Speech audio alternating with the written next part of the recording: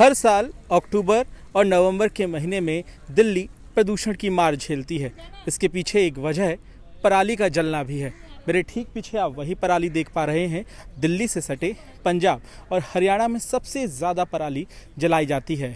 वहाँ पराली जलाने के बाद तो धुआं आसमान में उठता है, वो धुआं दिल्ली पहुँचता है और देश की राजधानी में सर्दियों के मौसम में लोग प्रदूषण की समस्या से जूझते हैं। लेकिन इस पराली का इलाज क्या है? क्या किसान इस पराली को जलाए बिना ही खाद में बदल सकते हैं? क्योंकि जो अब दवाई सामने आई है वो एक ब्रह्मास्त्र के रूप में किसान इस्तेमाल कर सकते हैं। हमारे साथ वैज्ञानिक हमें बताएंगे कि ये जो कैप्सूल आप देख पा रहे हैं तस्वीरों में, इनके हाथ में जो है ये कैप्सूल क्यों है हमें। सर, कैसे पराली में ये कैप्सूल डालने से किसान जो है उसको खाद में तब्दील कर सकते हैं?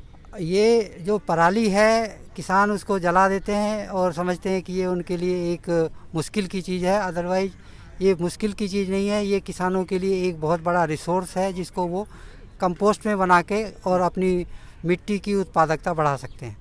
क्योंकि आप जब पराली को जलाते हैं तो प्रदूषण तो खराब होता ही है, उसके अलावा मिट्टी का भी वातावरण खराब होता है, उसमें लाभदायक जीवाणु वो भी जल जाते हैं और काफ़ी मात्रा में पोषक तत्व भी जल जाते हैं। नाइट्रोजन जो आप फर्टिलाइजर से देते हैं, फास्फोरस, पोटास और जो जैविक पदार्थ जो है मिट्टी में वो लगातार कम होता जा रहा है, वो और कम होता जा रहा है। ये कैप्सूल क्या है और कैप्सूल कैसे किसान इस्तेमाल कर सकते हैं? ये कैप्सूल जो है जीवाणुओं, लाभदायक जीवाणुओं से बनाया जाता है और ये कंपोस्ट बनाने की जो रफ्तार है उसको तेज करता है। तो अभी जो समस्या जैसे आने वाली है पराली को जलाने की, खेत में धान काटने के बाद किसान पराली को खेत में ही जला देते हैं क्योंकि उनको लगता है गेहूं बोना है और उनको जलाने के अलावा कोई उनके पास रास्ता नहीं है। मगर रास्ता ये है कि उसको पराली को कंबाइन से जैसे उनको काटना है, तो काटने के बाद ये 4 कैप्सूल हैं 1 हेक्टेयर के लिए। इस 4 कैप्सूल से वो 25 लीटर घोल बनाएंगे। इस तरह का घोल दिखेगा वो? इस तरह का घोल बनाएंगे। ये कंपोस्ट का टीका इसको बोलते हैं। और आपको बता दें कि इसको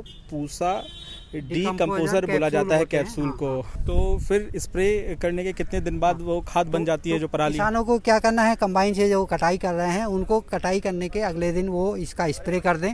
स्प्रे करने के बाद वो हैरो से या डिस्क प्लाव से या रोटोवेटर से उसकी जुताई कर दें ताकि वो खेत में मिल जाए।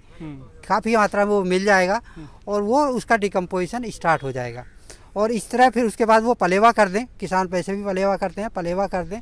और पलेवा करने के बाद जब वो खेत कंडीशन में आएगा जुताई की, तो 12-13 दिन उसमें लग जाते हैं। तो तब जो ये ज़्यादातर आपकी पराली गल चुकी होगी और आपको अगली फसल जो गेहूं है उसको लगाने में कोई आपको परेशानी नहीं आएगी। कीमत कितनी है इसकी? ये 4 कैप्सूल? ये 4 कैप्सूल 20 रुपये में है और 1 हेक्टेयर के लिए काफ़ी है। और अगर अचानक से डिमांड बढ़ती तो आप लोगों के पास पर्याप्त कैप्सूल? पूसा में काफ़ी मात्रा में बनाए जा रहे हैं और दिल्ली के आसपास के लोग तो ले जा रहे हैं। काफ़ी मात्रा में डिमांड आ रही है और तो इससे उसी हिसाब से मात्रा को बढ़ाया जा रहा है। चलिए, तो आपने सुना, यहाँ के वैज्ञानिक हैं, ये तस्वीर आप देख रहे हैं।